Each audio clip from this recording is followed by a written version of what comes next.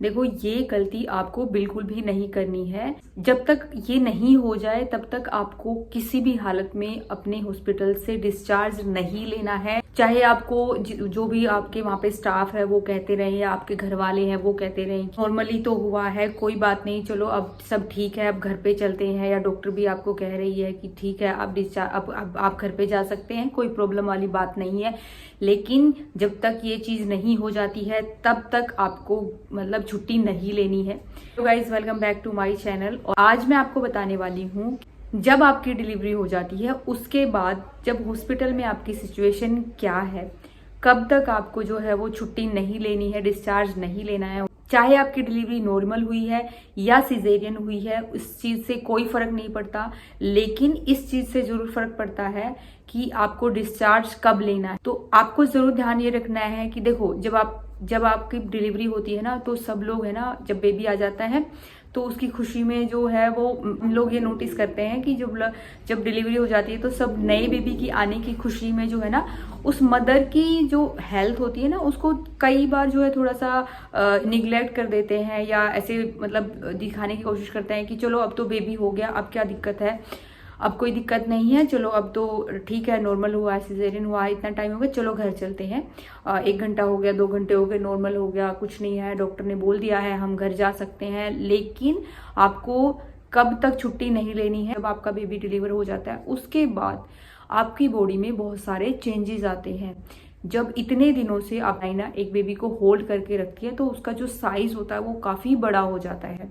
और उसमें पानी भी होता है, एमनियोटिक फ्लूइड जिसको बोलते हैं वो भी होता है, बेबी भी होता है, और उसका वजन बहुत ज़्यादा हो जाता है, जिससे आपके जो अदर ऑर्गन्स होते हैं ना उसके ऊपर बहुत ज़्यादा असर पड़ता है। खासकर जो आपका ब्लैडर होता है नीचे की साइड में, उस पर बहुत ज़्यादा असर पड़ता है। तो आपको करना क्या है, जब आपकी डिलीवरी हो जाती है उसके बाद में कुछ टाइम के लिए आप, जब डॉक्टर बोल देती है हाँ अब थोड़ा सा आप चाय पानी कुछ नाश्ता कर सकते हैं, तो आपको जो है ना तब तक आपके हॉस्पिटल से छुट्टी नहीं लेनी है जब तक कि आप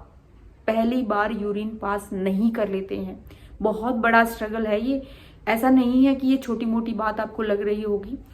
आपको बिल्कुल भी डिस्चार्ज नहीं लेना जब तक कि आप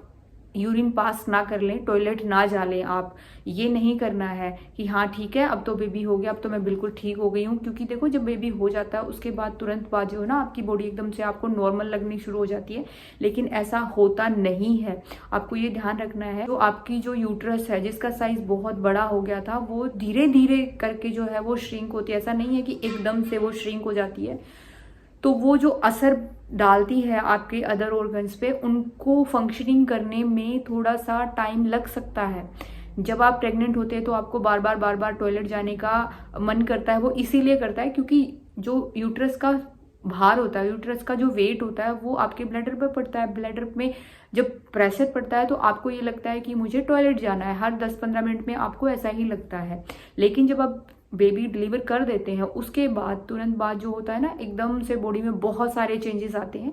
तो आपको ये ज़रूर ध्यान रखना है कि जब तक आप एक बार यूरिन पास नहीं कर लेते हैं हॉस्पिटल में, डिलीवरी के बाद में इसमें टाइम लग सकता है। तुरंत तो आपको डॉक्टर भेजेगा नहीं, जैसे ही आपने बेबी डिलीवर किया और आप बेड पे आए और तुरंत आप जो है वो वहाँ पे जाओगे नहीं, क्योंकि उस टाइम पे आपकी बॉडी में कुछ ऐसा रह नहीं जाता है कि आपको जो है यूरिन पास करने की जरूरत पड़े। तो आपको करना क्या है, थोड़ा वेट करना है, 2 घंटे 3 घंटे चाहे 4 घंटे लगे चाहे 6 घंटे लगे, आपको डिस्चार्ज नहीं लेना है जब तक कि आप यूरिन पास नहीं कर लेते हैं। अगर यूरिन पास नहीं करते हैं तो आपकी बॉडी में बहुत सारी दिक्कतें आनी शुरू हो जाती हैं। अगर आपने डिस्चार्ज ले लिया और आप घर आ गए हैं, और हो सकता है आपकी मतलब नए बेबी के आने की खुशी में आप जो है वो टॉयलेट ही नहीं जा पा रहे हैं, जा ही नहीं रहे हैं, और अगले दिन हो जाता है और आप जाके डॉक्टर को बोलते हैं कि मैं तो कल से टॉयलेट ही नहीं गई हूँ, या आप ये बात किसी से शेयर भी नहीं करते हैं। सबसे बड़ी दिक्कत वाली बात है ना कि हमें लगता है कि ये तो नॉर्मल सी चीज़ है, कोई बात नहीं, थोड़ी देर में चले जाएंगे, आज नहीं तो 1-2 घंटे बाद चले जाएंगे, तो ऐसा नहीं करना है आपको। डिस्चार्ज नहीं लेना है, क्योंकि घर आने के बाद में डॉक्टर या स्टाफ वहाँ का ये कह सकता है कि हो सकता है आपने कुछ खा पी लिया हो ऐसा जिससे आपको जाने की जरूरत ना पड़े, या फिर आपको पहले देखना चाहिए था, आपको पहले ध्यान रखना चाहिए था। कई बार ऐसा हो जाता है कई बार, तो आपको ये जरूर ध्यान रखना है। क्योंकि देखो, जब यूरिन पास हो जाता है इसका मतलब ये है कि हमारी बॉडी अंदर से फंक्शनिंग करनी शुरू कर दी है नॉर्मल वे में, तो आप जो है डिस्चार्ज ले सकते हैं। लेकिन ये चीज़ आपको कोई नहीं बताता है,